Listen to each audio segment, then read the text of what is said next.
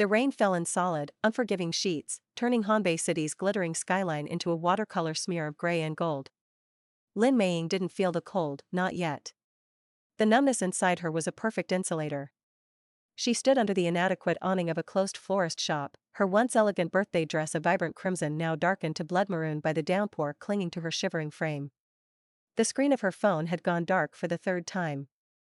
The last message from Jia Wei, her boyfriend of 3 years, still burned behind her eyes. Meiying, be reasonable. It's just a birthday. You have one every year. Sally's alone and hurt. What kind of man would I be if I didn't go? What kind of man indeed, she thought, a hollow laugh catching in her throat. The kind who forgot the 2-hour journey she'd made to this mountaintop restaurant he'd chosen. The kind who, when she'd called, terrified, after those men started following her from the deserted train station, had sighed and said, "Call a cab. I'm in the middle of something." A sob threatened to break through the numbness. She choked it back. Crying was for later, for when she was safe. Right now, the primal part of her brain was screaming. The street was deserted, the rhythmic thrash of the rain drowning out all other sound. But she could feel them. 2 figures lingered under a flickering streetlight halfway down the block. They'd been there when she'd run out of the restaurant, wallets empty from Jia Wei's surprise dinner she'd ended up paying for. They'd watched her. They'd followed. Her heel, broken in her frantic flight, snapped completely. Meiying stumbled, biting back a cry as pain shot through her ankle. The movement caught their attention.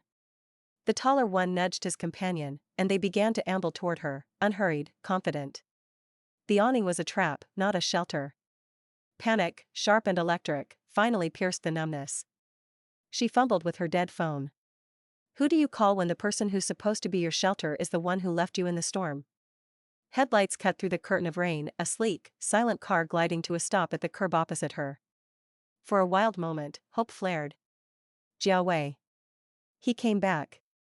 The passenger window slid down. Not Jia Wei. A man looked out, his features sharp and composed in the dim light from the dashboard. His gaze scanned the street, passed over her, then snapped back, locking onto the 2 men now quickening their pace. His eyes weren't warm, but they were alert, calculating. "Hey there, pretty thing. Need a ride?" one of the thugs called, his voice oily even through the rain. Meiying's heart hammered against her ribs. The man in the car didn't smile. He simply pushed open the passenger door. "Get in." His voice was low, a rumble that carried an unexpected authority over the storm's din. It wasn't a friendly offer. It was an order. A lifeline. Every instinct her mother had ever drilled into her screamed against getting into a stranger's car. But the instincts of a woman alone on a dark, flooded street screamed louder. She lunged forward, her broken shoe abandoned, cold asphalt biting into her stockinged foot. She threw herself into the leather-scented warmth of the car and yanked the door shut just as a hand slapped against the window. The driver hit the central lock with a soft, definitive thunk. He didn't spare the cursing men outside another glance. He pulled away from the curb, the powerful engine a mere whisper. Meiying huddled in the seat, trembling violently now that adrenaline was receding. She was making a mess, dripping all over his immaculate interior. I'm sorry. My phone died. They were following me, I saw." His voice was calm. He glanced at her, his eyes taking in the ruined dress, the bare foot, the stark fear on her face. "Are you injured?" "And no. Just my ankle. And my shoe." It sounded so stupidly trivial. He drove with a focused calm, navigating the flooded streets with ease. He didn't ask for her address. He didn't make small talk. The silence should have been oppressive, but in its stead was a profound, palpable safety. The kind she hadn't felt in hours. Months, maybe. After 20 minutes, they left the city center, climbing into the wooded hills on the northern edge of Hanbei. He turned onto a private lane, gates swinging open automatically, and pulled up to a modern, minimalist villa that seemed to float above a black lake, its lights reflecting on the churning water. "This isn't a hospital," she whispered. "You said you weren't injured," he replied, cutting the engine. "A hospital is chaos at this hour. This is quiet. Come inside. You're in shock." He was out of the car before she could protest, opening an umbrella and coming to her side. She had no choice but to take the hand he offered. His grip was firm, dry, and warm, grounding her as her legs threatened to buckle. Inside, the villa was a study in serene luxury. Warm wood, clean lines, and the soft glow of hidden lighting. It smelled of sandalwood and rain. "Sit," he said, guiding her to a deep sofa by a floor-to-ceiling window overlooking the storm-lashed lake. He disappeared and returned with a thick, cashmere blanket, draping it around her shoulders. The gesture was so unexpectedly gentle that her eyes stung. Next came a steaming mug. Not tea. Hot chocolate, rich and dark, with a tiny fleck of gold leaf on the foam. "Drink. Sugar helps." She took the mug, her fingers thawing against the porcelain. He sat in an armchair opposite, not too close, giving her space. He'd removed his suit jacket, revealing a simple white shirt that did nothing to soften the quiet intensity of his presence. "Who are you?" she finally asked, her voice small. "Chen Hauren." The name meant nothing to her. She must have looked blank, because a ghost of something, not a smile, but an acknowledgement, touched his eyes. "And you?" "Lin Meiying. I was celebrating my birthday." The statement tasted like ash. "It appears the celebration was lacking," he observed, his gaze missing nothing. A hysterical laugh bubbled up. "You could say that." She took a sip of the chocolate. It was the best thing she'd ever tasted. "Why did you stop? You could have just driven by." He was quiet for a moment, watching the rain trace paths down the glass. "I was on the phone with my board chairman. Arguing. I saw a woman in a red dress, looking like a candle about to be snuffed out. Then I saw the shadows moving toward her." He looked back at her, his expression unreadable. "It seemed inefficient to ignore a problem I could solve." Inefficient. Not chivalrous. Not kind. A problem to be solved.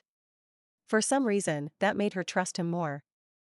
"Thank you," she said, the words utterly inadequate. "For solving it." He gave a single, slight nod. "You should rest. The guest room is down the hall. There are clothes in the closet that should fit you. We'll decide what to do in the morning." He stood, a clear dismissal, but not an unkind one. As she shuffled down the hall, wrapped in the blanket, she paused. "Mr. Chen, do you make a habit of rescuing stranded women?" He was still by the window, a silhouette against the night. He didn't turn. "No, Ms. Lin," he said, his voice quiet. "I do not." In the pristine, silent guest room, Meiying found the promised clothes soft, expensive loungewear, tags still on. As she changed out of her ruined dress, the last symbol of her failed evening, she caught her reflection. She looked pale, haunted, but alive. Outside, the storm raged on. But inside Chen Hauren's villa, for the first time that night, Lin Meiying felt the paralyzing cold begin to recede, replaced by a flicker of something she couldn't name. It wasn't warmth, not yet. It was the simple, profound relief of finding solid ground after a long, terrifying fall. And as she slid between cool, linen sheets, listening to the rhythmic fury of the rain, one thought circled in her mind before sleep took her: who argues with their board chairman at midnight on a stormy road by a deserted park? The mystery of her efficient, unsmiling savior was almost as compelling as the safety he provided. The world came back in layers. First, the smell: ginger, scallion, the comforting, earthy fragrance of rice porridge. Then, the sound: the soft, rhythmic click of a ceramic spoon against a pot, not the relentless drumming of rain. Finally, the light: a diffuse, gray-gold glow filtering through sheer curtains, painting the unfamiliar room in soft focus. Meiying blinked, the events of the previous night reassembling themselves in her mind with startling clarity. The birthday dinner. Jia Wei's final, dismissive text. The rain. The men. The car door opening. Chen Hauren's voice: "Get in." She sat up slowly. She was wearing the borrowed loungewear, soft gray silk that felt alien against her skin. Her own damp, ruined dress was folded neatly on a bench at the foot of the bed. The gesture was strangely considerate. The aroma of congee grew stronger, pulling her out of bed. Her ankle protested, a dull throb, but it was bearable. She padded barefoot out of the bedroom, following the scent through the serene, open-plan living space. Chen Hauren stood in the kitchen, his back to her. He'd traded last night's formal shirt for a simple black long-sleeved tee and trousers.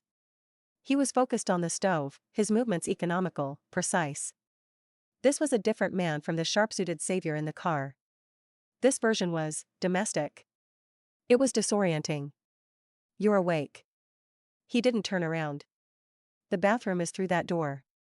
New toothbrush on the counter. Towels are in the cabinet.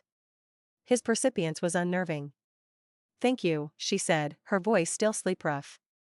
She did as instructed, finding a bathroom stocked with unopened luxury toiletries. When she emerged, feeling slightly more human, 2 bowls of congee sat on the island countertop. It was perfect gleaming white, studded with tender shreds of chicken, slivers of ginger, and a drizzle of sesame oil. He gestured for her to sit. Eat. It wasn't a suggestion. She slid onto a stool, picking up the spoon.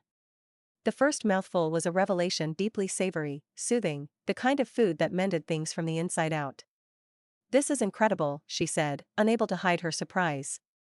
A faint, almost imperceptible softening around his eyes.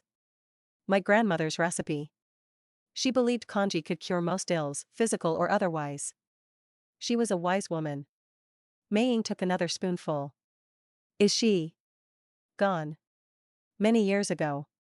He said it simply, without evident pain, but a finality that closed the subject.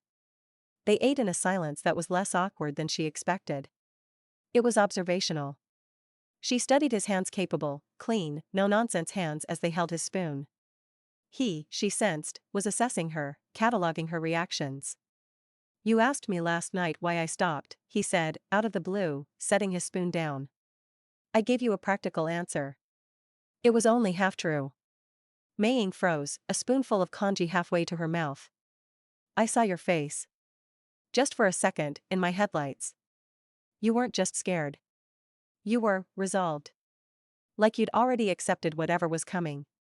That, he said, meeting her gaze directly, is a dangerous state for anyone to be in. It makes people reckless. Or victims. His words struck a chord so deep it vibrated in her bones. That was exactly what she had felt, a terrible, weary surrender. He had seen it. In a flash of light and rain, this stranger had seen her core. Why tell me this now? She asked quietly. Because context matters. He leaned back slightly. You told me you were celebrating a birthday. The evidence suggests the celebration was for one. That, combined with your state last night, implies a personal betrayal of significant magnitude. Likely romantic. Mei flushed, a mix of embarrassment and anger. You can stop the psychological profile, Mr. Chen. It's not that complicated. My boyfriend chose someone else. It's a tale as old as time. But the aftermath is unique, he countered. He left you vulnerable. He compromised your safety. That moves it from the realm of simple heartbreak into the realm of negligence. And potentially, ongoing threat. Ongoing threat? It was just a bad breakup. Was it? He reached into his pocket and slid his phone across the counter. On the screen was a social media feed. A gossip column. The headline made her blood run cold, from charity to chaos? Nurse Lynn's mysterious midnight disappearance raises eyebrows. Below was a photo of her, taken last week at a hospital fundraiser, smiling. The article was a masterclass in insinuation, hinting at emotional instability and questionable choices following a rocky split with prominent lawyer Jia Wei. It stopped just short of libel, but the poison was deftly administered. This went live at 6 a.m., Howard said, his voice flat. Sources close to Jia Wei express concern for her well-being. It's a preemptive strike. He's shaping the narrative. Making you look volatile, while he plays the concerned ex. If you react poorly, if you show up angry or distressed, you confirm his story. Mei Ying's hands were shaking. She put down the spoon. The comforting food turned to ash in her mouth. This was Jia Wei's style. Cold, strategic, covering his own tracks by muddying hers. He wasn't just leaving her, he was trying to dismantle her reputation on the way out. Why are you showing me this? Her voice was a whisper. Because you need to understand what you're facing. And because I have a proposition. Here it was. The catch. Her savior wanted something. She braced herself. Money? Some kind of favor? Her stomach churned. Marry me. The two words hung in the air between them, so absurd, so utterly detached from reality, that Maying actually laughed. A short, sharp, incredulous sound. Is this a joke? Did I hit my head last night? It is not a joke. His expression hadn't changed. He was utterly serious. A marriage of convenience. A 6-month contract. You're insane. She pushed back from the counter, the stool leg scraping loudly. I don't know you. You don't know me. I'm a nurse. You're clearly, she gestured around the multi-million-dollar villa. You're this. Why on earth would you need to marry a stranger? My reasons are my own. But for you, the benefits are clear. He ticked them off on his fingers, coolly clinical. 1. Immediate and impenetrable social protection. As my wife, that gossip trash becomes irrelevant. No one will dare publish it. 2. Practical safety. The resources to ensure what happened last night never happens again. 3. A legally binding agreement that gives you financial independence at the end of the term, regardless of the reason for dissolution. He made it sound like a business merger. And perhaps for him, it was. And what do you get out of it? She demanded. A cessation of certain, familial pressures. A public-facing partner who is, by all appearances, resilient and respectable. You handled last night with fear, yes, but also with practicality. You didn't scream. You didn't panic. You assessed the offer of safety and took it. That is a useful quality. Useful. He kept using that word. She was a problem he solved last night. Now, she could be a useful solution to another problem. The transactionality of it should have been offensive. Yet, part of her, the cold, logical part that had gotten her through nursing school and countless night shifts, saw the brutal sense in it. He was offering a shield. Precisely when she needed one most. This is medieval. It's pragmatic. He finally stood up, taking his bowl to the sink. You don't have to decide now. But you should leave soon. And when you do, he'll be waiting. What do you mean? The paparazzi. 2 cars. At the end of your apartment lane. They've been there since before sunrise. A new kind of dread, slick and cold, coiled in her stomach. Jiawei wasn't just shaping the narrative. He was laying a trap. If she went home looking harrowed, fleeing a stranger's villa, the photos would be damning. He'd have his proof of her downward spiral. She felt the walls closing in. The serene villa suddenly felt like a gilded cage, but the world outside was a minefield. Howren rinsed his bowl and placed it in the dishwasher. He turned, leaning against the counter, watching her internal struggle. I'll drive you back whenever you're ready. Or, he said, his voice dropping, becoming, for the first time, almost gentle, you can walk out that door with me now, on my arm. And we go straight to a lawyer to draft our contract. The choice is yours, Lin Maying. He wasn't pressuring. He was presenting options, cleanly, clearly. The ultimate pragmatist. Maying looked out the window. The storm had passed, leaving a washed clean sky. The world looked deceptively new. She thought of the hungry eyes of the photographers, Jiawei's smug calculation, the terrifying vulnerability of the night before. Then she looked at Chen Howren. Inscrutable. Contained. Offering not love, not even kindness, really, but a formidable alliance. A partnership based on mutual utility. It was the least romantic proposition in history. But romance, she thought with a sudden, piercing ache, had just left her broken and bleeding on a rainy street. She took a deep, shuddering breath. She met his unwavering gaze. What are the terms of the contract? The car that took them from the villa was different from the one he'd driven last night, larger, darker, with a silent driver behind a privacy partition. Howren sat beside her, tapping quietly on a sleek tablet. He hadn't spoken since she'd asked about the terms. The city unspooled outside the tinted windows, moving from the verdant hills into the dense, glittering heart of Hanbei. Maying watched it pass, feeling utterly detached. She was making a decision that would alter the trajectory of her life, and she was doing it with the same clinical consideration she might give to choosing a new shift schedule. Is this what shock feels like? She wondered. Or was this simply survival? They didn't go to a corporate skyscraper. Instead, the car navigated into the oldest part of the city, winding through narrow lanes lined with weeping willows and traditional courtyard walls. It stopped before an unassuming wooden gate in a whitewashed wall, marked only by a subtle brass plaque, Zhang and Associates. Discretion is the primary product here, Howard said, finally breaking his silence as the driver opened her door. Inside was a revelation. They stepped from the old-world lane into a hyper-modern, serene space. A minimalist waterfall feature filled the air with a soothing white noise. A woman in a perfectly tailored cheapao dress greeted them with a silent nod and led them down a corridor of frosted glass. The office they entered was a library from another era. Floor-to-ceiling shelves held leather-bound volumes, and the air smelled of old paper and sandalwood. Behind a vast, polished desk sat an elderly man with kind eyes and an immaculate gray goatee. He stood, his movements slow and deliberate. "Howard. It's been too long." His voice was like warm gravel. "Uncle Jean. My apologies for the urgent request. Life is often urgent."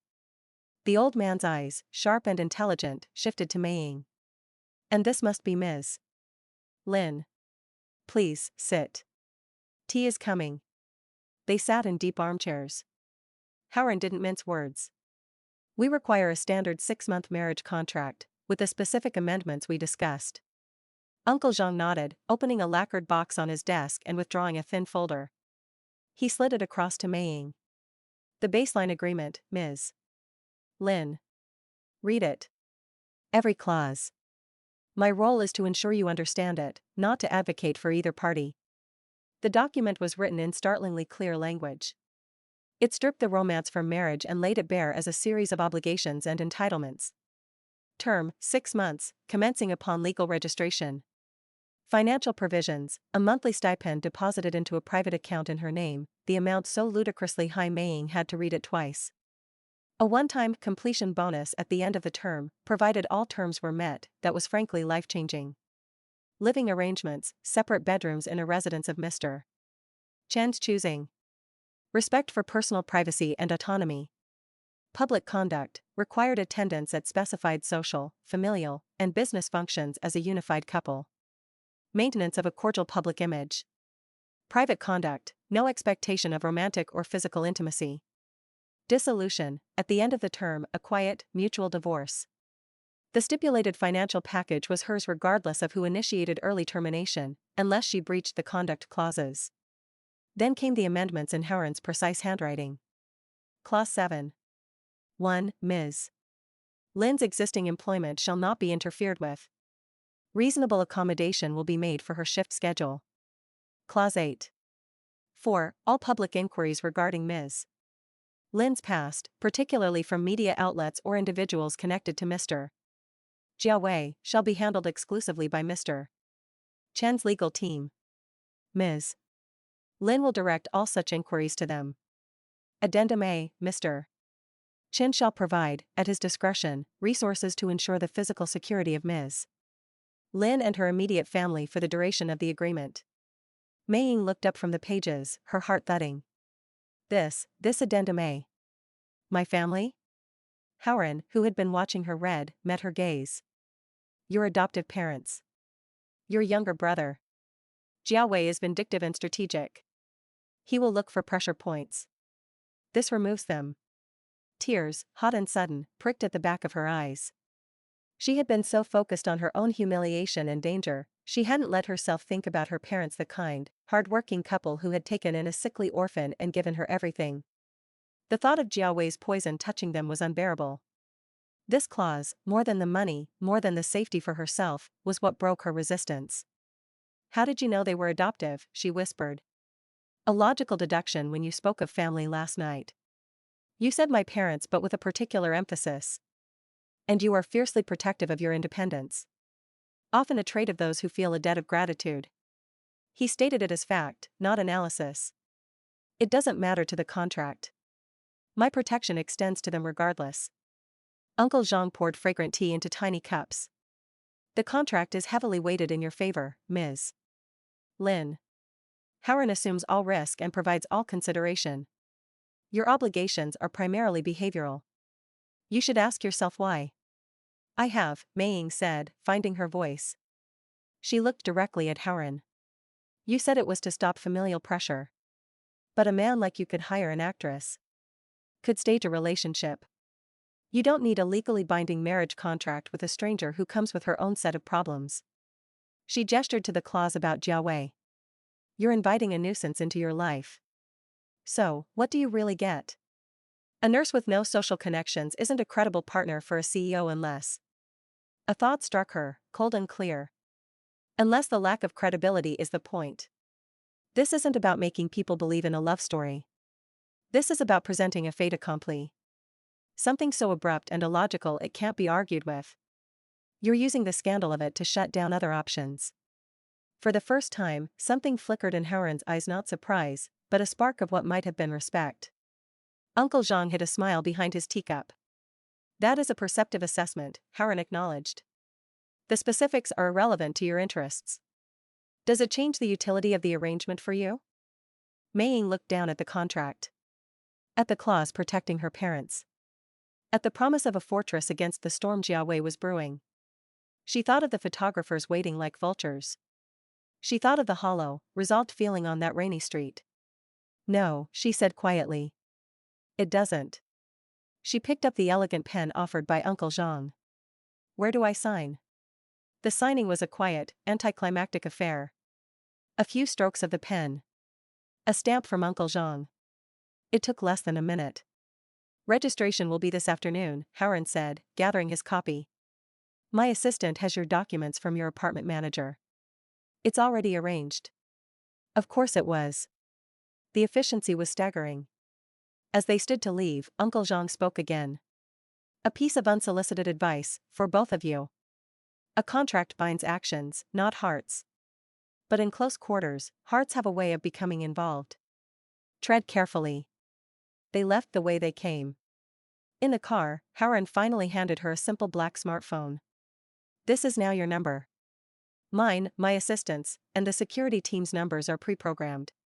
Your personal phone should be considered compromised. She took it, the object cold and heavy in her hand. What now? Now, he said, we go to your apartment. You will pack what you need for the immediate future. We will walk out together, and we will face the cameras. The dread returned, a solid weight in her stomach. And what do I do? Nothing, he said, his voice firm. You look straight ahead. You do not smile, you do not frown. You show no emotion. You hold on to my arm. Let them see you are not alone. Let them see you are untouchable. The narrative changes today. When the car pulled into her modest apartment lane, it was just as he'd said. Two sedans were idling, long lenses pointed like weapons. Howard exited first, then offered his hand to her. She took it, her fingers cold in his warm grasp. She gathered the blanket of calm he seemed to project, lifting her chin, fixing her eyes on the building entrance. The click of cameras was a rapid, insectal sound. Shouted questions washed over them like a foul wave. Ms. Lin. Is it true you had a mental break? Who is this man, Ms. Lin? Are you and lawyer Jiao reconciling? She flinched inwardly but kept walking, her hand on Howard's arm her anchor. Just as they reached the door, one photographer jumped in front, camera aimed right at her face. Howard stopped. He didn't speak. He simply shifted his body, placing himself squarely between Mei Ying and the lens. He wasn't aggressive, he was simply an immovable object. He looked at the photographer, not with anger, but with a chilling, quiet authority. The man lowered his camera and stumbled back a step. In that moment, shielded by his broad shoulders, Mei Ying felt the strange, potent truth of their contract. This was the protection he'd promised. Not just legal, but physical, social, a wall between her and the chaos. As the glass door slid shut behind them, blocking out the noise, she let out a breath she didn't know she was holding. Her knees felt weak. Your first lesson, Howard said, his voice low as they walked to the elevator. Never run from them. It only makes you pray. Now, pack. We have a registration appointment to keep. In her small, sunlit apartment, the place that had felt like a sanctuary and now felt like a crime scene, Mei Ying moved on autopilot, throwing clothes into a suitcase. On her bedside table was a framed photo of her and her parents and brother, all smiling. She carefully placed it in her bag. She was making a deal with a man she didn't know. She was marrying for protection, not love. She was stepping into a gilded, unknown world. But as she zipped the suitcase closed, she realized the hollow, resolved feeling from the rainy street was gone. In its place was something else, a nervous, terrifying, but undeniably a live sense of forward motion. She was no longer a victim waiting in the rain. She was a party to a contract. And for better or worse, the game was on. The Chen family estate wasn't a house, it was a declaration. Nestled in the cloud-ringed peaks outside Hanbei, it was a sprawling fusion of timeless tradition and ruthless modernity, a centuries-old wooden compound seamlessly grafted with steel and glass wings, clinging to the mountainside like a predator's eyrie. The air was thinner, cooler, scented with pine and distant rain. Mei Ying stood beside the car, her suitcase a pathetic little artifact from her old life at her feet. She wore one of the few outfits she owned that felt vaguely appropriate, a simple, well-cut navy dress. It felt like wearing a paper gown next to Howard's effortless, charcoal gray bespoke suit. "Remember," he said, his voice low as a servant in silent, black uniform collected her bag. "They will test you. My sister, Yueling, especially. Do not apologize for existing. Do not explain yourself. Answer questions directly, but do not volunteer. Test me for what? For weakness. For motive. For your breaking point." He offered his arm. "Stay close." As they crossed the stone courtyard, an ornate wooden gate swung open. The scene inside was a tableau of intimidating elegance. In the center of a sunlit receiving room sat an elderly man in traditional silk robes, his hands resting on a dragon-headed cane, the grandfather, Chen Longwei. His eyes, clouded with age but piercing, tracked their entry. To his right stood a tall, severe-looking man in a western suit, Howren's father, Chen Feng. He looked like an older, colder version of Howren, his face etched with stern lines. And to the left, perched on the arm of a chair like a sleek bird of prey, was Chen Yueling. She was stunning in a way that was deliberately sharp, a razor-cut bob, a crimson dress that screamed expensive, eyes that swept over Mei Ying with the warmth of a scanning laser. "Howren." Chen Feng's voice was a graveled baritone. "You arrive unannounced, with a guest." The pause was a masterpiece of disapproval. "Father. Grandfather." Howren's tone was respectful but devoid of warmth. "This is Lin Mei Ying. My wife. We were married yesterday." The silence that followed was absolute, broken only by the distant chime of a wind bell. Mei Ying felt the weight of their stares like a physical pressure. It was Yueling who moved first. A slow, sinuous uncoiling from her perch, a smile that didn't touch her eyes. "Married? How impulsive. And so unlike you, little brother." She glided forward, her gaze dissecting Mei Ying. "Lin Mei Ying. I don't believe I've seen you at any of the usual functions. What is it your family does?" The first test. Howren had warned her. Mei Ying met Yueling's gaze, keeping her own polite and neutral. "My father is a retired history professor. My mother runs a florist shop. I am a pediatric nurse at Hanbei General." Yueling's perfectly sculpted eyebrow arched. "A nurse? How hands-on?" The condescension was liquid nitrogen. "And you met my brother where, exactly? A charity gala? A medical conference?" The implication was clear: "You do not belong in our circles." "On a rainy street," Mei Ying said, her voice clear. "He offered me shelter." It was the truth, stripped bare, and it seemed to disarm Yueling for a second with its sheer improbability. "A modern fairy tale," Yueling recovered, her smile turning sly. "How novel. You must be parched from the journey. Let me get you some tea." She turned to a low table where a delicate celadon tea set steamed. What happened next felt both accidental and meticulously choreographed.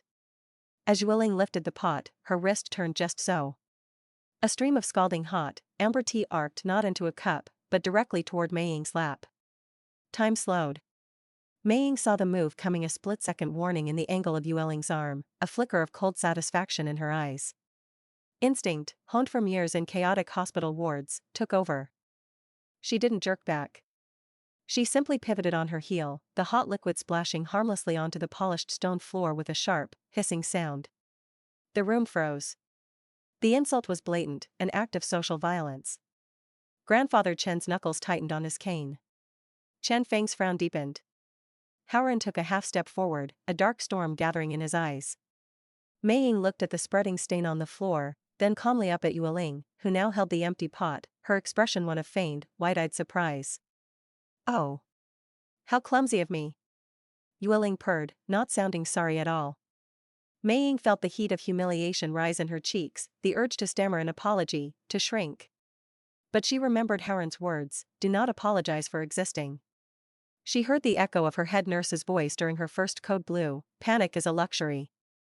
Assess. Act." She looked at Yueling, then down at the tea, and back up. When she spoke, her voice was calm, almost conversational.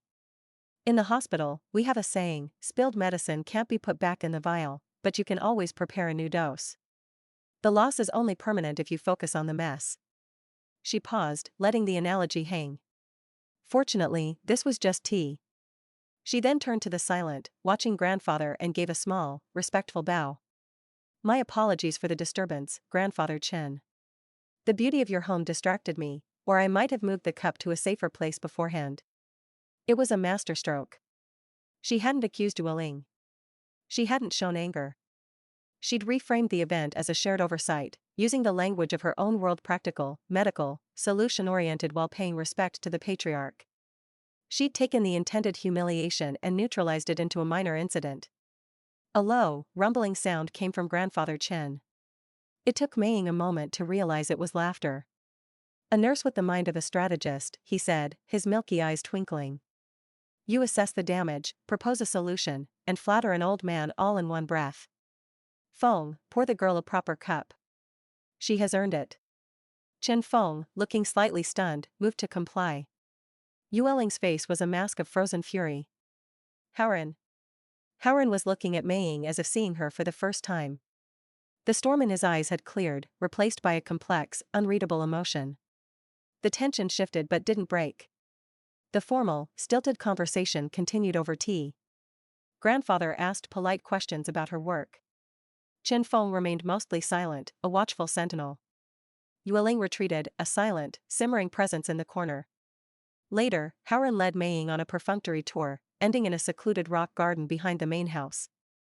The silence between them was different now. "You handled that," he finally said, staring at a trickling water feature.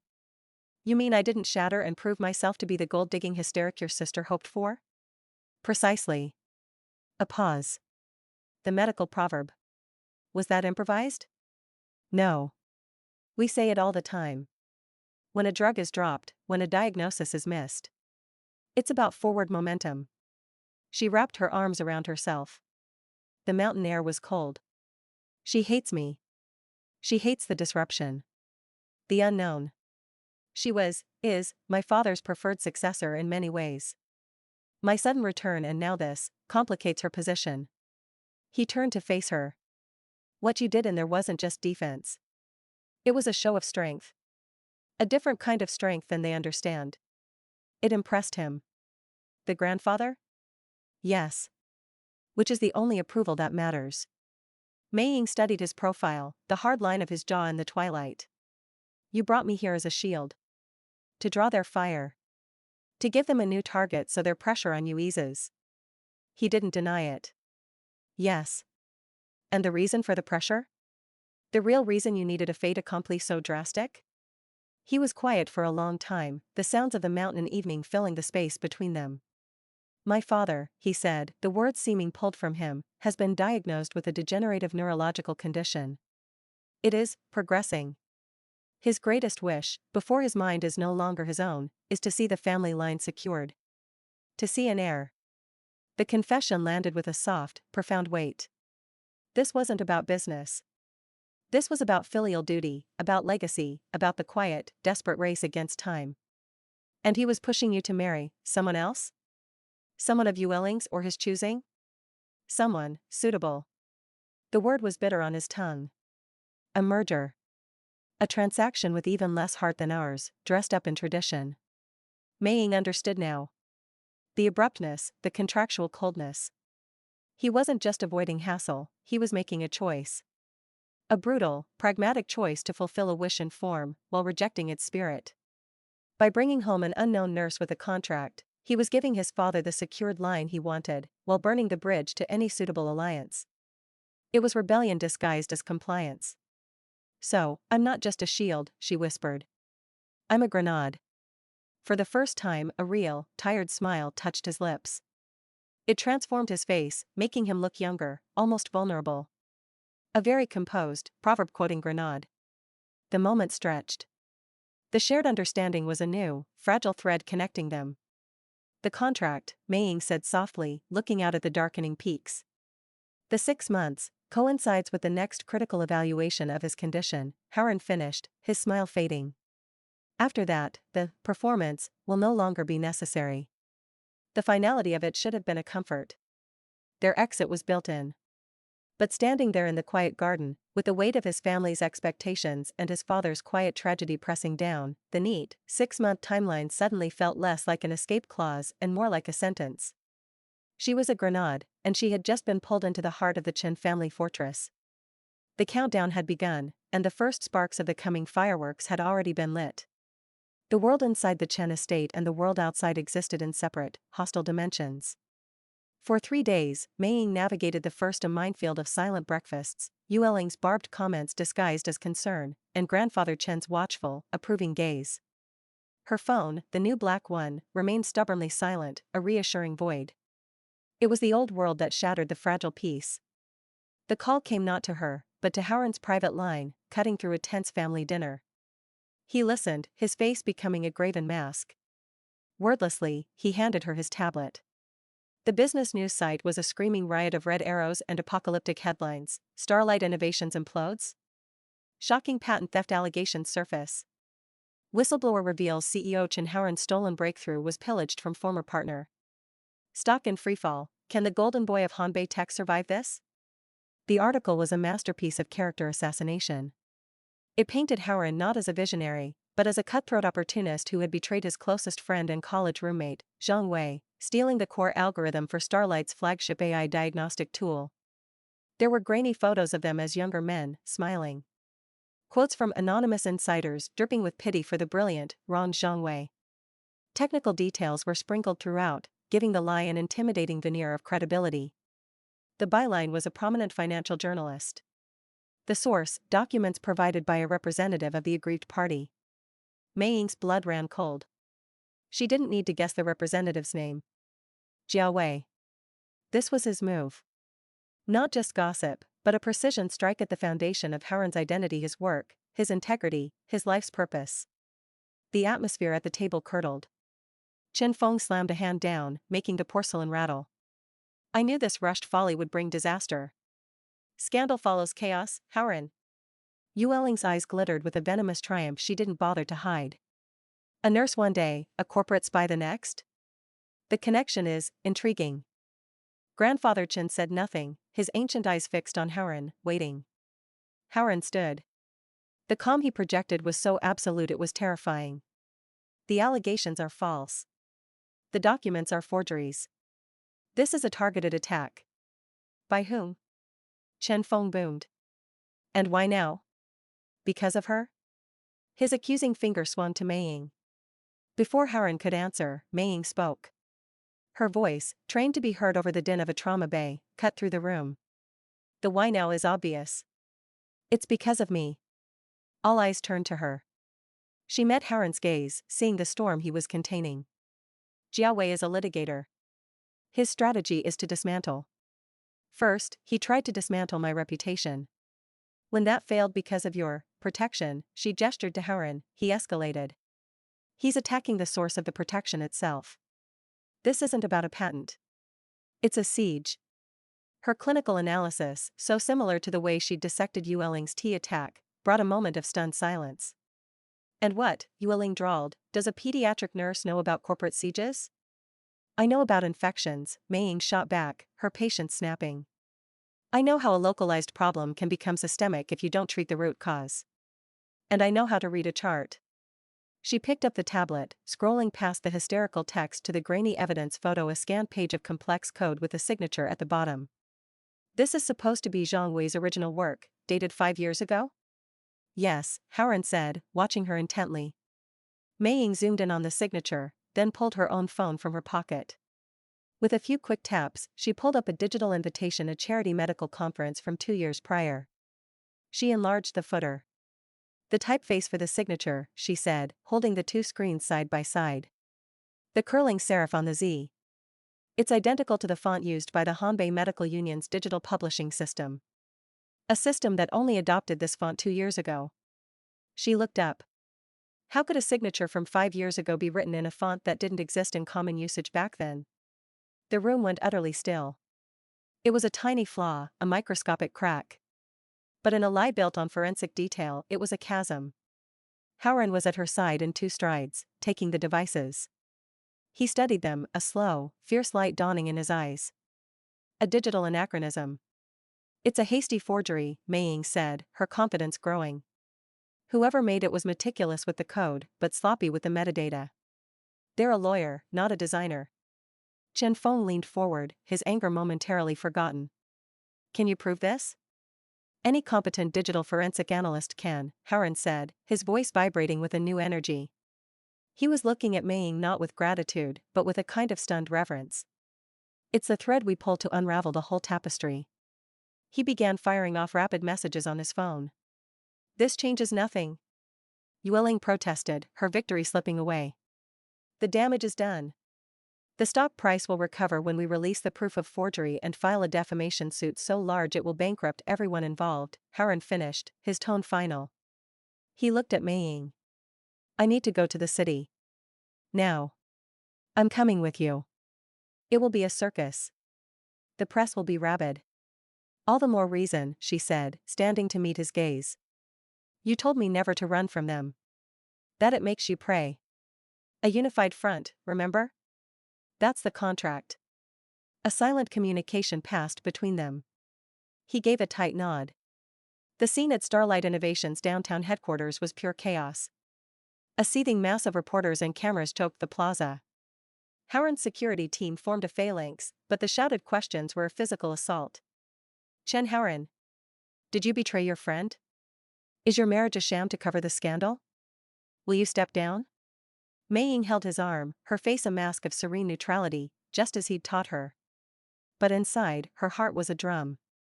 They pushed through the glass doors into the marbled lobby, which was buzzing with panicked employees. In the private elevator soaring to the executive floor, the mask cracked. Howren leaned against the wall, running a hand over his face. For a fleeting second, she saw the exhaustion, the weight.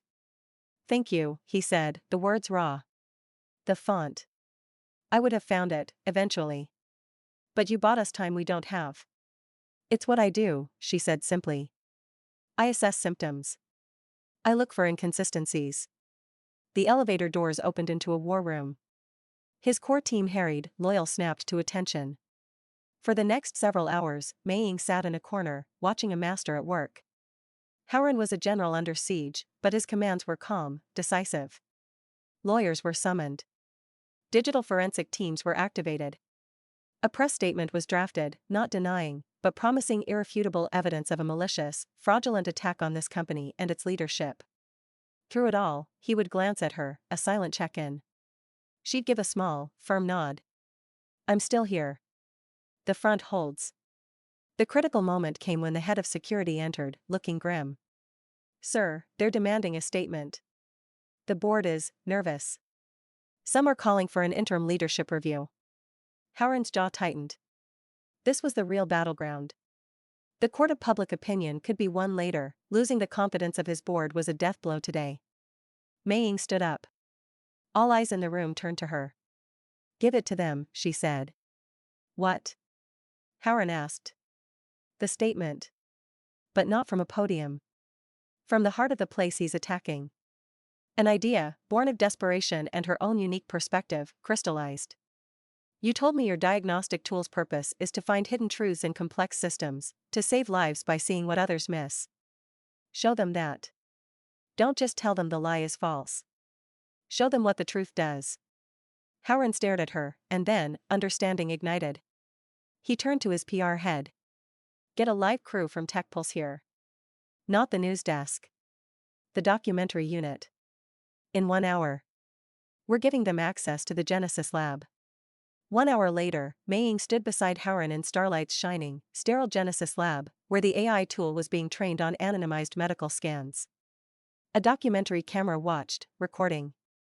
Howren, without notes, spoke not as a CEO under fire, but as the engineer who had birthed the idea. He explained the algorithm's purpose, his passion palpable. Then, he nodded to a technician. On a massive screen, they pulled up two complex brain scans. "This is a recent case," Howard said, his voice filling the room. "Hospital diagnosis, persistent migraine. Our system, analyzing micropatterns invisible to the human eye, flagged a 98% probability of a nascent cerebral aneurysm." He zoomed in on the AI's pinpoint markers. "The patient underwent preventative surgery yesterday. They are home today. This is the truth. This is the work. This is what someone is trying to bury with forgeries and lies." He turned to the camera, his gaze fierce and direct. "I will defend this truth, and the people whose lives it touches, with every resource at my disposal. The evidence of this fraud will be made public, and those responsible will be held accountable. That is my only statement." It was perfect. It was unassailable. It turned the story from CEO's scandal to innovator protecting a life-saving mission. As the camera lights died, the room erupted into coordinated action, morale visibly transformed.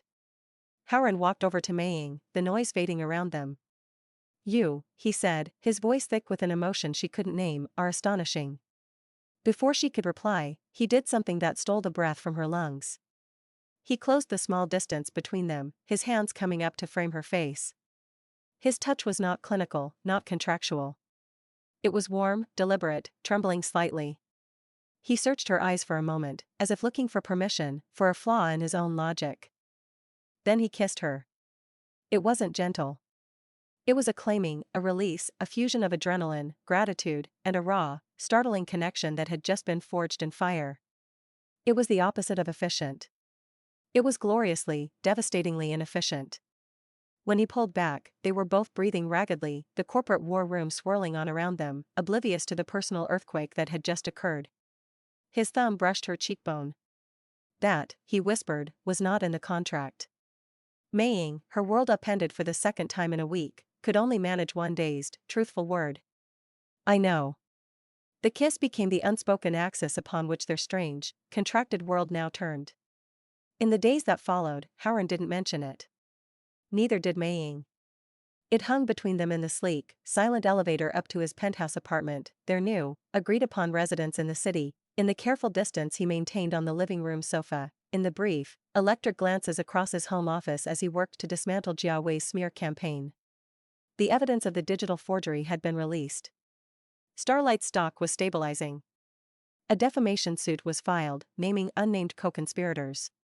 The public narrative had pivoted, painting Howard as the brilliant victim and Jiawei as a shady, vindictive operator. Yet, the victory felt hollow, underscored by a new, profound tension. The contract's clean, emotionless lines had been irrevocably blurred. It was Maying who broke the stalemate, using the tool she knew best, purposeful work. "The Mid-Autumn Festival is next week," she said one evening, standing in the doorway of his office. He was bathed in the blue light of financial charts. He looked up, the sharp CEO momentarily replaced by a man trying to decipher her. "It is. The Pediatric Oncology Wing at Hanbei General is hosting a Moonlight Wishes party for the long-term patients. They're struggling for funding for the special events. I've volunteered to organize it." She took a breath. Starlight's new pediatric AI companion, the one that uses emotive recognition to comfort kids during procedures. "It's still in beta. Let me demo it at the party. Not as a sales pitch. As a gift. As proof that the tech your stolen algorithm enables is human." Howard leaned back in his chair, steepling his fingers. "You want to use the company's most sensitive prototype as a party favor." "I want to show the heart of the machine you built," she corrected, her voice firm. "The press will be there for soft festival stories. Let them see this instead of lawsuits. Let them see a child's smile, not a stock ticker." He watched her for a long moment, seeing not just the nurse, but the strategist who had found the font anomaly. The partner who had stood unflinching in the media storm. The woman he had kissed with a desperation that still unnerved him. "Do it," he said. The festival night arrived, transforming the hospital's sterile rooftop garden into a lantern-lit wonderland. Paper moons hung from strings, and the air smelled of sweet osmanthus cakes and hope. Children in varying states of treatment, some in wheelchairs, some bald from chemo, all with the two bright eyes of those familiar with pain lit up at the sights. Maying was in her element, moving between clusters, adjusting a blanket here, sharing a laugh there, her nurse's scrubs traded for a simple, elegant cheongsam in midnight blue. She was a calm, radiant center of gravity. Howren stood near the entrance, a remote observer in a tailored dark suit. He watched her kneel to tie a little boy's shoe, her touch gentle and sure. He saw the way the parents looked at her with trust, with gratitude. This was her kingdom, a realm of compassion where his power and wealth were irrelevant currencies. His company's tech team set up the demo in a quiet corner, a friendly, non-humanoid robot called Momo with a soft, glowing screen for a face. Using the core emotive AI, it could read a child's expression and tone, telling stories, playing calming games, explaining procedures in gentle, age-appropriate terms. Mei brought over a shy, 8-year-old girl named Lily, who was terrified of her upcoming MRI. Momo wants to show you what the big camera is like, Mei said softly. The robot, its voice a soothing chime, guided Lily through a beautiful, interactive story where the MRI tunnel became a magical rocket ship. The girl's clenched fists slowly relaxed. A tiny smile appeared. A soft click of professional cameras captured the moment. The Tech Pulse documentary crew, invited by Mei, was getting golden footage of tech serving humanity. That's when the atmosphere shifted. Quite the touching spectacle. Jia Wei stood at the edge of the lantern light, arm in arm with a woman whose sharp beauty and designer dress screamed calculated wealth. He looked smug, undeterred by the lawsuit, his eyes scanning the party like a landlord inspecting a shabby property. Mei felt a chill that had nothing to do with the evening breeze. She straightened up, placing a protective hand on Lily's shoulder. "This is a private event for patients and families," she said, her voice carrying the quiet authority of the ward head nurse. "Just showing support for the community," Jia Wei said, his smile oily. "And admiring your remarkable rebound. From a rainy street to a CEO's arm to a hospital charity host. You've always been so adaptable, Mei." The insult was layered, meant to paint her as an opportunistic social climber in front of the press. Howren was already moving, a dark shape cutting through the festive lights.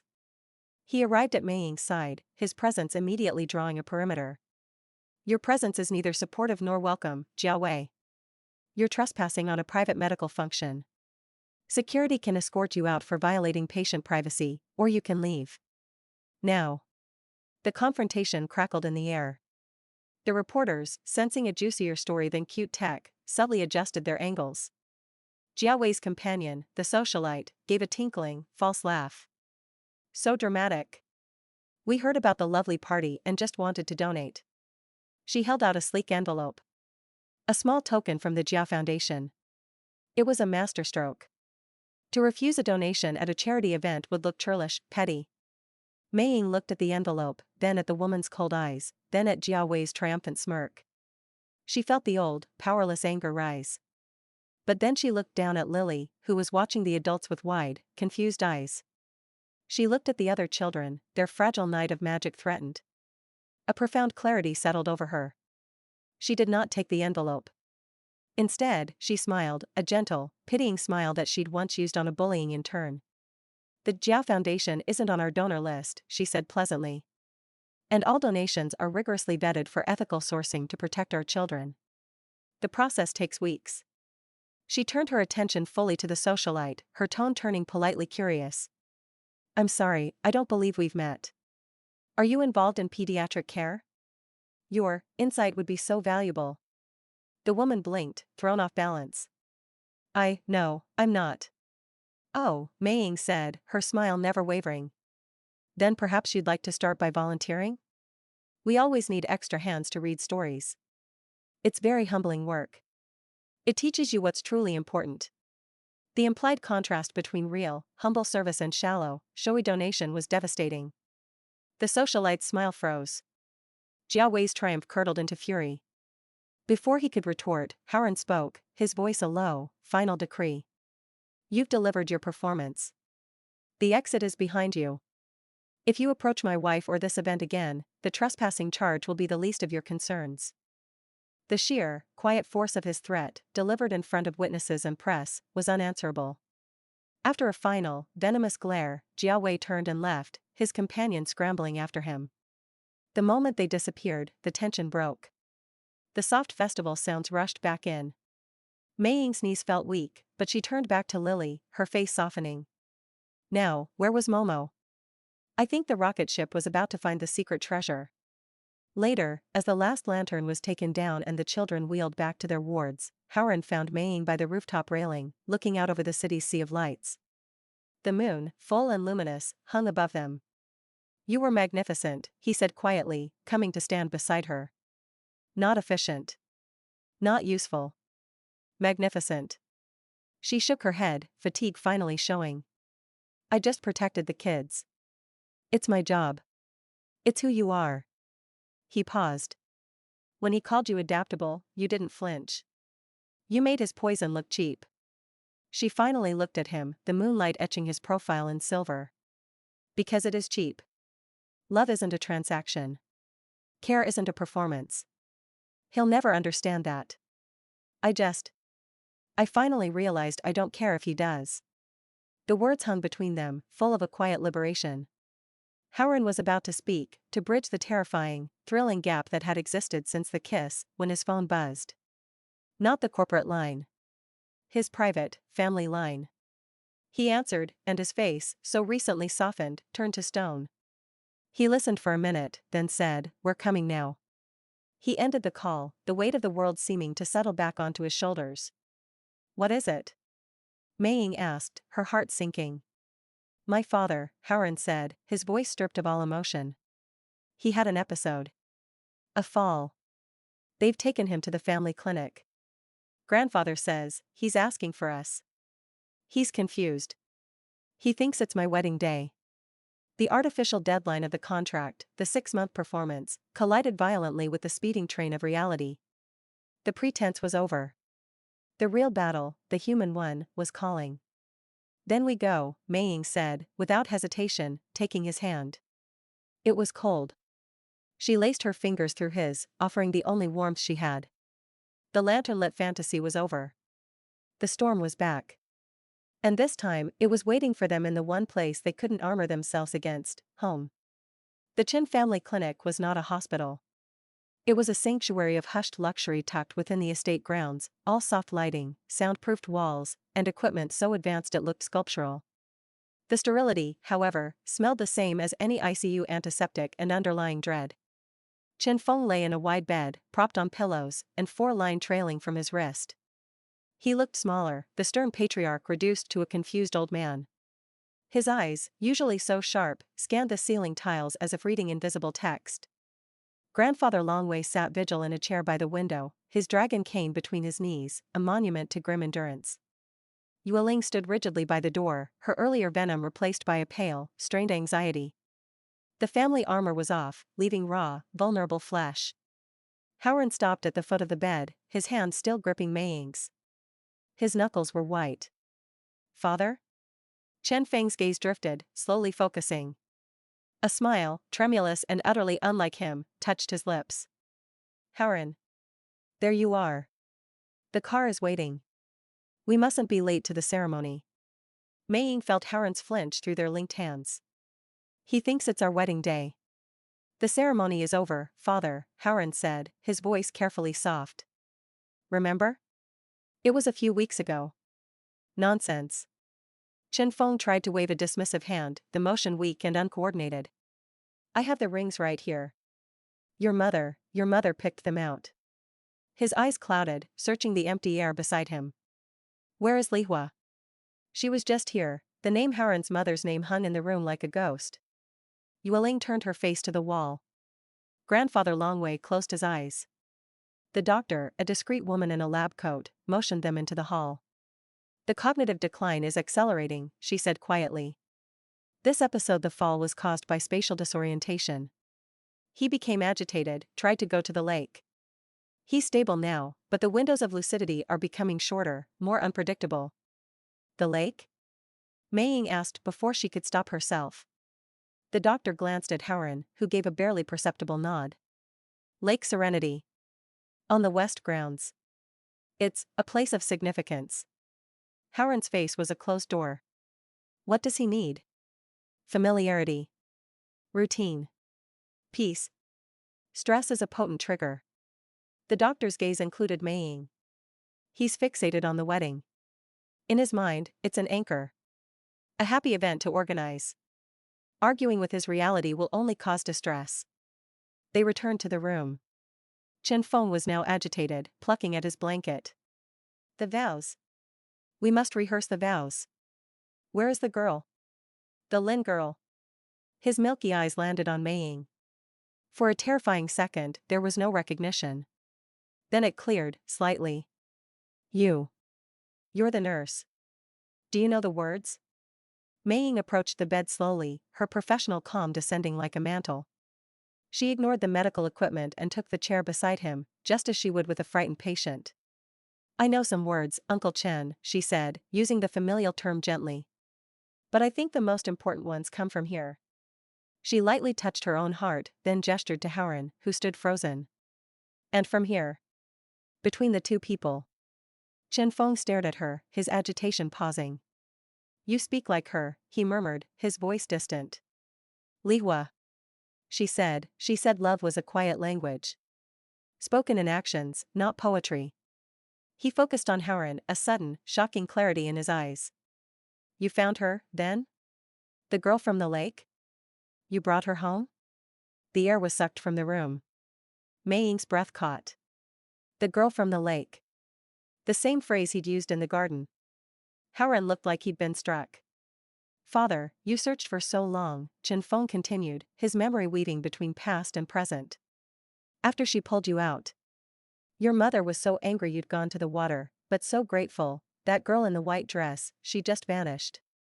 Like a water spirit. He reached out a trembling hand towards Mei Ying, his eyes seeing a ghost from 20 years past. You gave him back to us.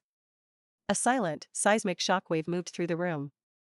Mei Ying's mind raced, pieces clicking into a devastating, impossible picture. A lake. A drowning.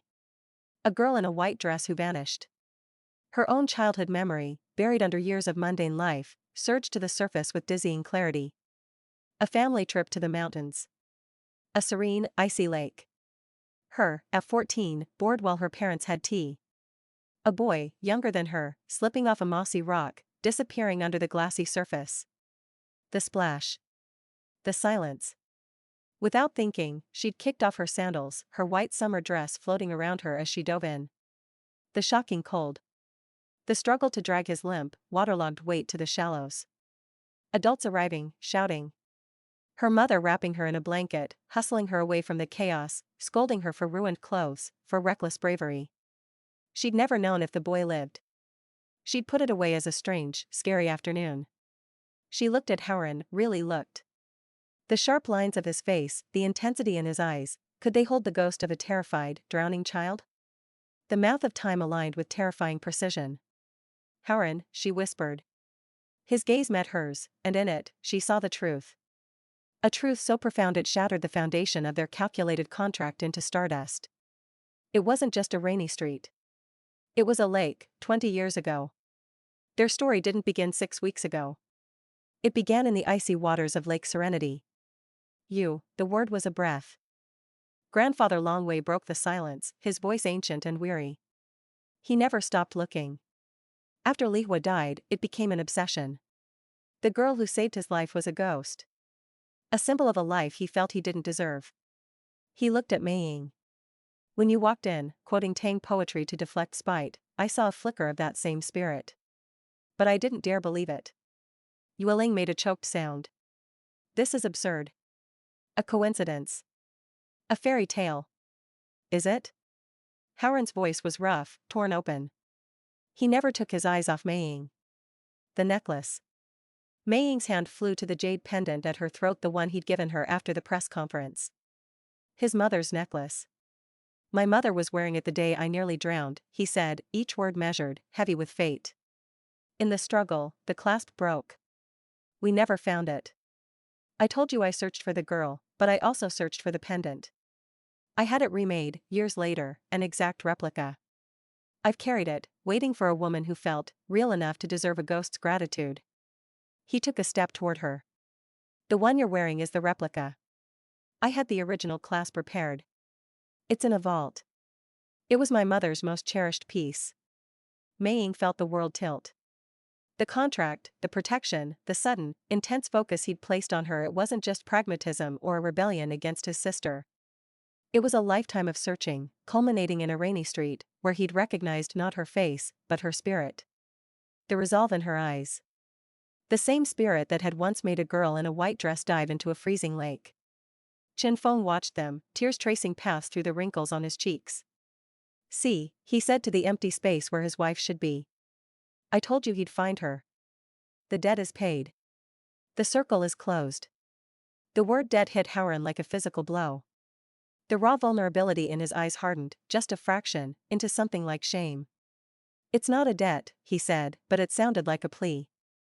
Mei Ying stood, the medical professional, the contract wife, the girl from the lake merging into one overwhelming reality. She walked to Howard, stopping before him. The eyes of his family were on them, but they might as well have been alone in the universe. "All this time," she said softly, for his ears only. "The contract. The protection. Was any of it for me? Lin Mei Ying? Or was it all for her? The ghost?" He reached out, his thumb brushing the jade at her throat, then lifting to trace the line of her jaw with a tenderness that shattered her. "I don't know," he confessed, the admission costing him dearly. "When I saw you in the rain, you were a problem to solve. A useful solution. But the more I solved you, the more you became, you. And you kept reminding me of her. Until I couldn't tell where the ghost ended and the woman began." He swallowed. "I'm sorry. I should have told you." She looked over at his father, whose eyes were finally drifting shut in exhausted peace, soothed by the belief that a cosmic wrong had been righted. She looked at the broken, powerful family around her. Then back at the man who had married her for a dozen complicated, intertwined reasons: duty, rebellion, strategy, and a 20-year-old memory of salvation. The clean, 6-month escape plan was ashes. They were standing in the wreckage of something infinitely more complex. "You didn't marry me to fulfill your father's wish," she realized aloud, the final piece snapping into place. "You married me to finally lay your ghost to rest. To prove to him, and to yourself, that you were worthy of being saved." Howard had no defense. It was the truth. Mei Ying took his hand again, lacing her fingers through his. The contract was void. It had been meaningless from the start, built on a foundation of fate they hadn't known was there. "Then I guess we have a new problem to solve," she whispered, her nurse's pragmatism rising one last time to anchor them both. "And we start by figuring out what we do now. Not as debtor and creditor. Not as contract holders." She squeezed his hand, a promise and a question. "But as us." In the quiet clinic room, with the past laid bare and the future a terrifying blank page, they stood together, holding on. The performance was over. The real thing had just begun, and it was more fragile, and more real, than anything either of them had ever signed. The drive back to the city penthouse was a silence carved from marble. The revelation in the clinic sat between them in the back of the car, a third passenger, immense and unacknowledged. Mei Ying stared out at the nightscape, the glittering city feeling like a model built to scale, intricate, cold, and unreal. Her mind replayed the fragments, the icy shock of the lake, the weight of a boy's sodden clothes, her mother scolding. A random act of childhood bravery had been, for Howard, a foundational trauma, a ghost that shaped his life. And she had walked back into his world, a living phantom. He hadn't married Lin Mei Ying, the nurse. He'd married the idea of salvation. The elevator ride up was worse. Enclosed, charged. She could feel the heat of his body, sense the words clotting in his throat. He didn't speak. Inside the penthouse, the floor-to-ceiling windows showed a sky bruised with the promise of another storm. The first fat raindrops began to hit the glass as she finally turned to face him. "Say something." Her voice was flat, worn thin. Howard stood by the window, his back to her, a silhouette against the gathering dark. "What would you have me say? It was all a fortunate coincidence?" "It wasn't. I didn't know? I suspected. From almost the first moment." "When?" The word was a shard. "The night in the villa. The way you accepted the shelter, practical, but with a core of steel. The absence of hysterics. It was familiar. In a way I couldn't place.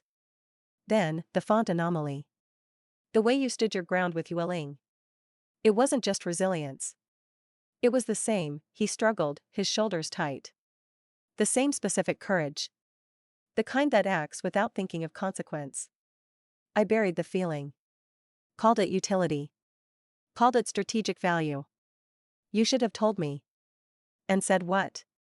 He finally turned. His face was ravaged, stripped of its usual control. That I'd been haunted by a memory of you since I was 6. That our marriage, however clinical, was built on a debt I could never repay? That every time I looked at you, I was trying to reconcile a ghost with a woman? He laughed, a harsh, empty sound. You would have run. And you would have been right too. The rain intensified, sheeting down the glass, blurring the city into tears of light. So what is this, Haren? She wrapped her arms around herself. A repayment plan? You gave me a contract, protection, a fortress. Was that the price of my childhood bravery? No. The word exploded from him, fierce and raw. He crossed the room in 3 strides, stopping just short of touching her. The contract was a cage I built for myself. To keep you close enough to solve the riddle, but behind glass so I wouldn't tarnish the memory with something as messy as real feeling.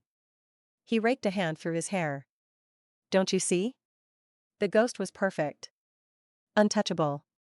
You are infuriatingly, magnificently real. You argue with me. You see through my strategies.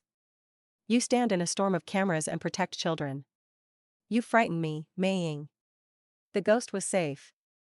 You are a Category 5 hurricane. The confession hung in the air, more intimate than any kiss. He wasn't confessing love. He was confessing fear. The fear of a man who had built his life on solving problems, realizing he was facing a person he could never solve, only feel. Before she could process it, before she could decide if his fear was a wound or a weapon, her new phone, the black one, rang. The screen flashed, security team. A cold dread, separate from their personal tempest, drenched her. She answered, putting it on speaker. Mrs. Chen. The voice was clipped, urgent. We have a situation. Your brother, Lin Kai. He left his university library 2 hours ago. His scooter's GPS went dead 15 minutes later in the old warehouse district by the river. We have a visual from a traffic cam. A black sedan forced him to the curb. 2 individuals. We are en route, but the area is a maze. Police are notified. Mei Ying's blood turned to ice. Jiao Wei. He'd found the pressure point. The one the contract's addendum was meant to shield. Haren was already in motion, his personal storm instantly subsumed by a colder, more lethal fury. He snatched his own phone. Activate Protocol Vanguard. All resources. I want thermal drones over that grid in 5 minutes. Freeze every financial asset linked to Jiao Wei, now. I don't care if you need to hack the central bank. And get me a direct line to the police commissioner. His voice was arctic, absolute. This was the Chen Haoran who made empires tremble, unleashed. He turned to Mei Ying, his eyes burning. Get your shoes. We're going. The police said the police will contain the aftermath, he snarled, grabbing his coat. I am going to end the threat. And you are going to be there to see your brother the second he's safe. That is not a negotiation. The drive to the river district was a nightmare of speed and silence. Haoran drove himself, the powerful car slicing through the rain like a shark.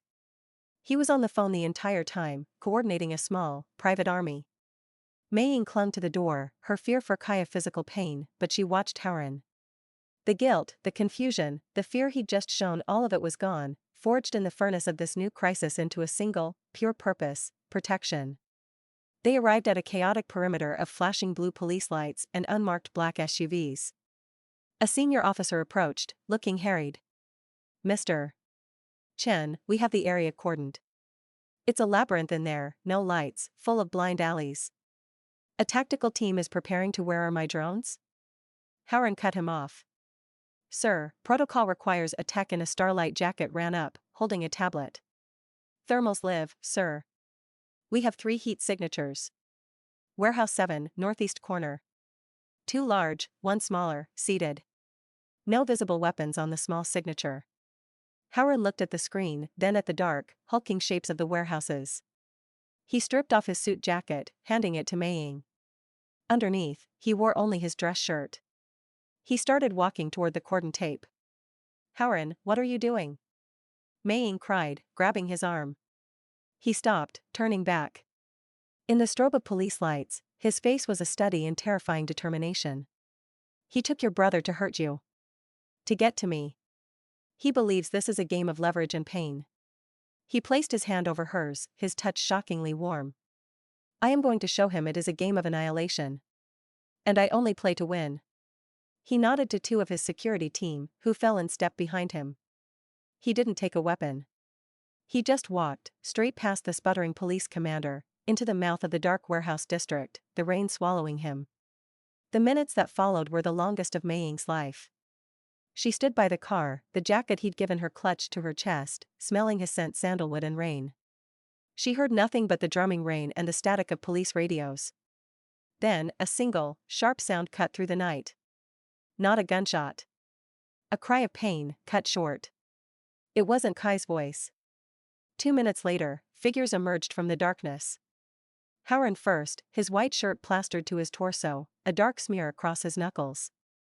He was flanked by his men, supporting a dazed but walking Lin Kai between them. Behind them, 2 other security agents were dragging 2 unconscious, moaning men toward the waiting police.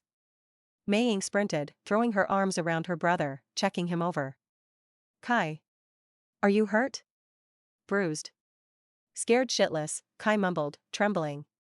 He just walked in. Didn't say a word. The guy with the knife lunged, and he just moved. It was like watching a panther. He looked at Howard with awe and terror. Mei Ying left her brother with the paramedics and walked to where Howard stood, slightly apart, breathing heavily, looking at his bloody knuckles as if surprised by them. You're hurt, she said. It's not my blood.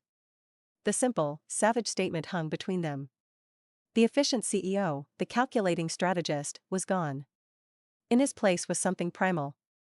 A protector who had gotten his hands dirty. You could have been killed, she whispered, a delayed tremor starting in her hands.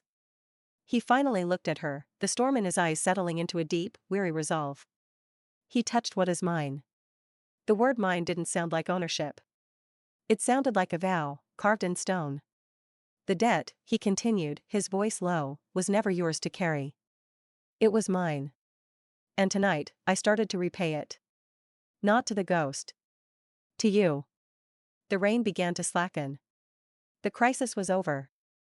But as the police lights painted his face in flashes of blue and red, Mei Ying understood. The storm within him had met the storm without, and in the collision, all pretenses had been washed away. The man standing before her wasn't her savior, her debtor, or her contractual husband. He was just a man flawed, furious, and terrifyingly real who had just gone to war for her. And that was a truth more disarming, and more dangerous, than any ghost from a lake. The penthouse felt different. It was no longer a sleek, impersonal stage for their contractual performance. It was a bunker after a battle, humming with residual adrenaline and the faint, metallic scent of blood. Howard's knuckles, cleaned and bandaged, resting on the cold marble of the kitchen island. Mei Ying moved through the dim space, making tea with automatic motions. Kai was asleep in the guest room, sedated by a doctor Howard had summoned and paid for silence. The police had taken statements, but the narrative was already being shaped by Chin lawyers, a random attempted mugging, thwarted by vigilant private security. Jia Wei's name was conspicuously absent from the official record, but the war was now fully, irrevocably declared. You should have let the police handle it, she said, her back to him, the words tasting like ash. She'd seen the security footage from the warehouse, synced to Howard's smartwatch. It wasn't the clinical defense of a CEO. It was the brutal, efficient violence of a man unleashed. It terrified her. It also, in a shameful, primal corner of her soul, had thrilled her. The police handle consequences, Howard's voice came, low and rough. I handle threats. He crossed a line that cannot be uncrossed. She turned, placing a mug of ginger tea in front of him. By touching what's yours, she quoted, her tone flat. He flinched, the mask of the cold protector cracking. That was a primitive thing to say. It was a true thing. She leaned against the opposite counter, studying him. The perfect, contained Chin Howard was gone. In his place was this raw, knuckle-scraped man, his hair still damp from the rain, shadows like bruises under his eyes. You keep trying to put me in categories. The ghost. The contract wife. The problem to solve. But in that warehouse, I wasn't any of those things, was I? He didn't answer, staring into his tea. I was just Mei Ying. And someone hurt what was mine, too. Her voice broke on the last word. Not a claim of ownership, but a fierce, familial love. And you didn't go in there as the man repaying a debt to a ghost. You went in as, she struggled for the word. As a man who has found something real, he finished quietly, finally meeting her gaze. And realizes, too late, how easily it can be shattered. The debt is gone, Mei. It burned up in that warehouse. All that's left is, this. Whatever this is. He gestured weakly between them. The vulnerability was so stark it stole her breath.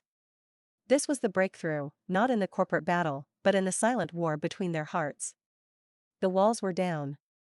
It was in this fragile, unarmored moment that the other betrayal struck. Howard's work tablet, left on the sofa, lit up with an urgent, encrypted alert. He sighed, a sound of profound weariness, and went to check it. His body went rigid. What? Mei asked, the new warmth in the room chilling instantly. Wordlessly, he turned the screen. It was a financial transfer log, intercepted by his cybersecurity team. A series of staggered, massive payments from an offshore shell company to a private account. The account was registered to Chen Yueling. The dates began just after Howard's return to Hanbei and spiked dramatically the day after the patent scandal broke. The final, damning line was a memo field on the most recent transfer, yesterday, for ongoing advisory and access. Final payment upon board vote for leadership review. The shell company was a subsidiary of a holding firm owned by Jiaowei's largest client. The air left Meiying's lungs. Yueling. His sister.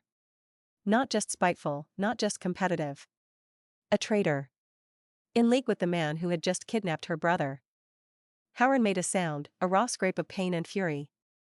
He hurled the tablet across the room. It slammed into the wall, spiderwebbing the screen, a pathetic echo of the violence he'd wrought earlier. All of it, he rasped, pacing like a caged tiger.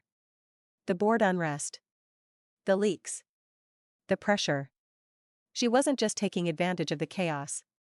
She was orchestrating it. With him. He stopped, his chest heaving. My father is losing his mind in a clinic, and she's selling what's left of our family to the vultures.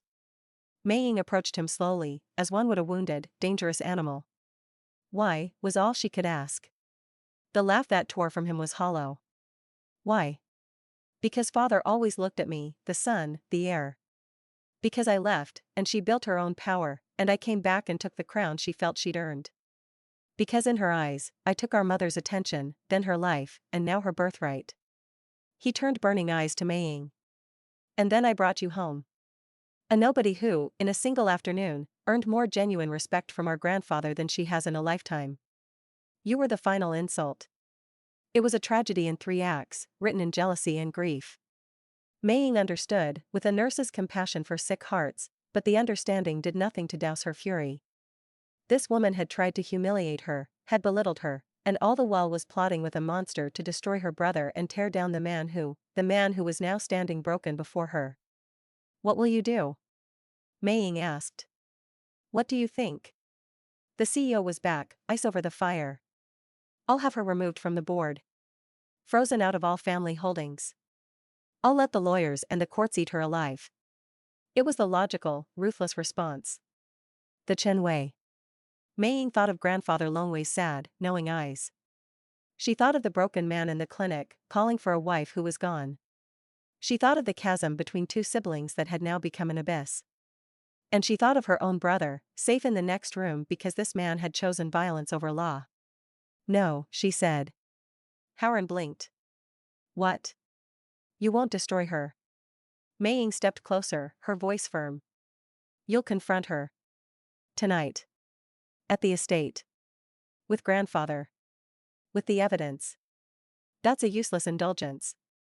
She deserves. She's your sister, Mei interrupted, her own voice rising. And your father is dying. Do you think his last clear memory should be of his children tearing each other apart in a corporate slaughterhouse? You have the power to crush her. So use a different kind of power. Give her a choice. He stared at her, baffled. What choice?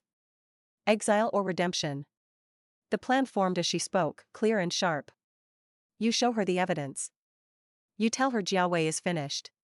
His backer will abandon him the second they learn he's been playing both sides, conspiring with a Chen against a Chen.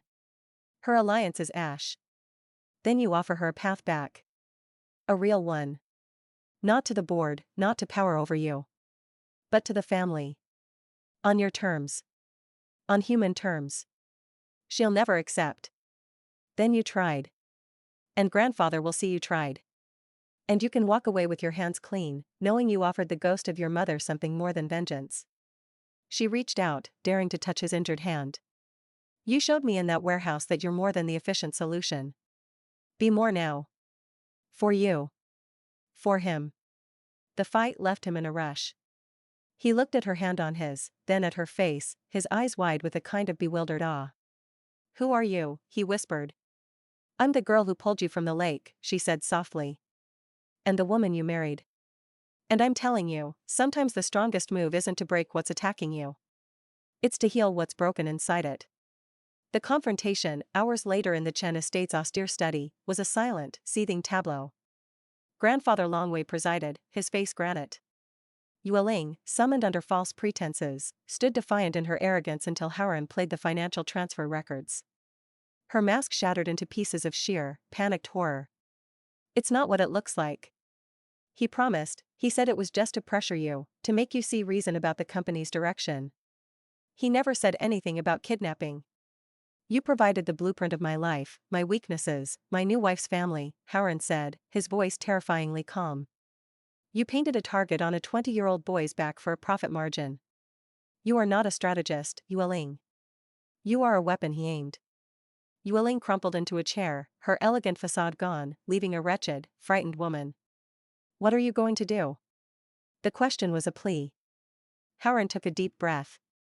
He glanced at Mei Ying, who stood by the door, a silent pillar of support. He looked at his grandfather, whose eyes held a glimmer of painful hope. Jia Wei is done, Howren stated. His career, his reputation, his freedom, all will be gone by week's end. Your alliance is worthless. He paused, letting the void of her options yawn before her. You have two choices. You can leave. Tonight. Take the money you've already stolen and disappear. You will be disinherited, disowned. You will be a ghost to this family. Yueling's breath hitched. Or, Howren continued, the word hanging in the air, you can stay. You will resign from the board. You will divest yourself of all operational control. You will submit to forensic accounting and repay every cent, with interest. And you will begin, from tomorrow, visiting our father in the clinic. You will read to him. You will sit with him. You will remember the man he was, not the prize he represented. You will relearn what it means to be a Chen. Not from a position of power, but from a position of daughter. The offer was so unexpected, so fundamentally not the Chen way of scorched earth retribution, that Yueling could only gape. Grandfather Longwei closed his eyes, a single, ancient tear tracing a path through his wrinkles. Why? Yueling choked out, looking at Howren as if seeing him for the first time. Why would you offer me that? Howren's gaze found Mei Ying's across the room. A current passed between them, full of shared pain and hard-won understanding. Because someone recently reminded me, he said, his voice thick, that a family is not a balance sheet. And some debts are too heavy to carry into the future. He didn't wait for her answer. He walked out, past Mei Ying, his shoulders straight but his step heavy. The choice was Yueling's now. To remain a weapon, or to begin the long, painful process of becoming a person again. In the hallway, under the cold moon shining through a skylight, Howren stopped. He didn't turn. Was that the right move, nurse? He asked, his voice echoing faintly in the vast space. Mei Ying walked up behind him, close enough to feel the heat of him, but not touching. It was the only move, she said softly. The one that lets you both live, instead of just one of you winning. He finally turned. In the moonlight, his face was etched with exhaustion and a fragile, newborn peace. The storms within and without had raged, and in their wake, the landscape of his life, their lives, was forever changed. The contract was ashes. The ghost was laid to rest. The sister was, perhaps, being offered a chance at salvation. All that remained was the terrifying, exhilarating space between two people, stripped bare of every pretense, standing in the rubble and looking at each other, not knowing what to build next, but knowing, unequivocally, that they would build it together. The world did not change overnight. Scars, whether on knuckles or on hearts, remained. But the fever of the crisis broke, leaving a landscape of quiet, aching potential. Jiawei's ruin was swift and total. The coordinated release of evidence, the forged patent documents, the financial ties to Yueling, the security footage of the kidnapping attempt was a surgical strike. His law firm disavowed him. His wealthy client, exposed for conspiring against a Chan, cut him loose to save themselves. Indictments followed. The man who dealt in leverage and pain found himself utterly powerless, his reputation a smoking crater. Yueling, pale and hollow-eyed, chose the harder path. She submitted to the forensic accountants, signed the resignation papers, and appeared at the family clinic the next morning. She didn't speak to Haren or Meiying. She simply sat by her father's bed, her usual sharp angles softened by a profound, bewildered shame. She began reading to him from a book of classical poetry, her voice, at first halting, then gradually finding a rhythm. It was a start. For Meiying and Haren, the days that followed were a delicate navigation of a new, uncharted country. The contract was a forgotten document. The ghosts were silent. They were simply two people in a vast, quiet penthouse, learning the geography of each other without a map. The morning of the board vote on Haren's continued leadership dawned clear and cold. He dressed with his usual precise care, but his eyes kept finding Meiying, who was watching him from the bedroom doorway, wrapped in one of his sweaters. "You don't have to come," he said, adjusting his cufflinks. "It will be a formality. The outcome is certain." "I know," she said. "I'm not coming for the vote." He paused. "Then why?" She walked over, straightening his tie, a simple, domestic gesture that felt more intimate than any kiss. "Because when you walk out of that boardroom, having secured everything you've built, I want you to see a familiar face. Not an investor. Not an employee. Just someone who's yours."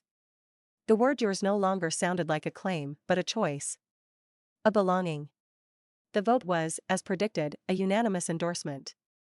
The attempted coup had only solidified his position. As he stepped out of the sleek boardroom into the reception area, the applause of the directors fading behind him, he saw her. Meiying stood by the floor-to-ceiling window, the morning sun carving her silhouette in gold.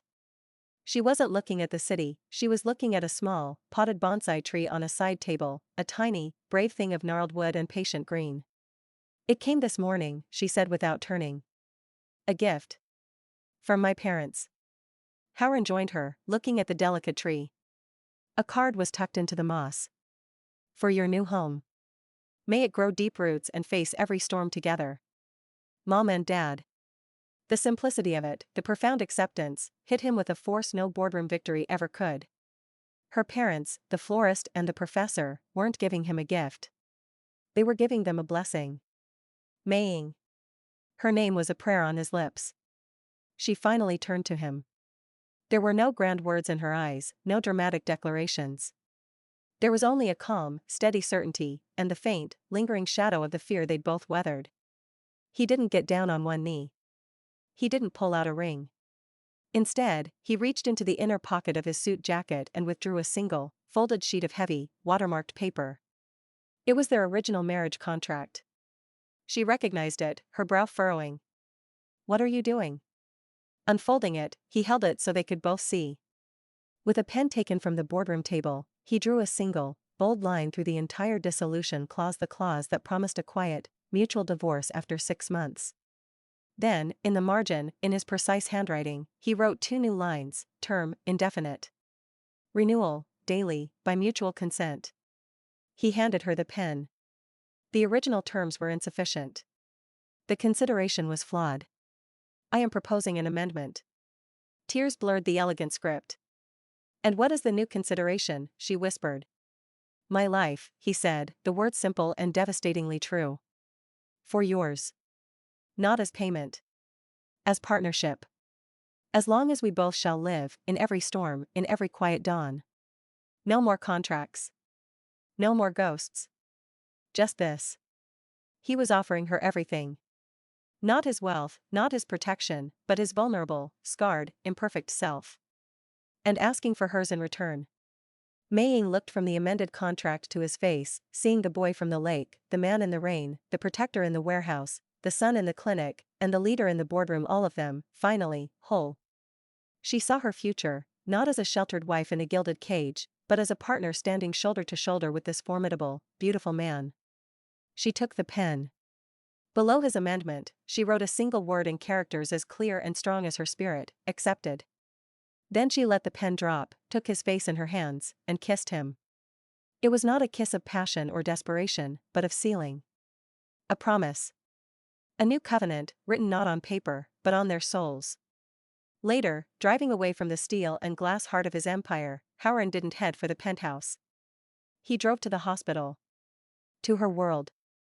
Walking through the familiar halls of Hanbei General, hand in hand, nurses and doctors did double takes. The CEO and his wife. The nurse and her husband. They arrived at the pediatric oncology wing. Lily, the little girl from the festival, was in a procedure room. Through the glass, they could see her, a small figure under a blanket, holding the hand of a nurse. She was scared, but she was brave. Mei Ying squeezed Howard's hand. This is my life, too. The messy, beautiful, heartbreaking part. I know, he said, watching the scene. And it's the most real thing I've ever seen. They stood there for a long moment, two people from different worlds, their roots now inextricably tangled, finding common ground in the quiet, courageous act of facing the day. As they turned to leave, the morning sun now high and bright, washing the clean hospital floors in light, Howard spoke, his voice soft but clear in the hushed corridor. The story isn't about how I saved you from the rain, or how you saved me from the lake, he said. It's about how we found each other in the wreckage of the people we were supposed to be, and decided to build something new. Together. Mei Ying leaned her head against his shoulder, the last of the storm clouds inside her finally clearing. Ahead of them, the corridor stretched into the light, uncertain, full of the ordinary miracles and challenges of a shared life. Then let's go build it, she said. And together, they walked into the new dawn.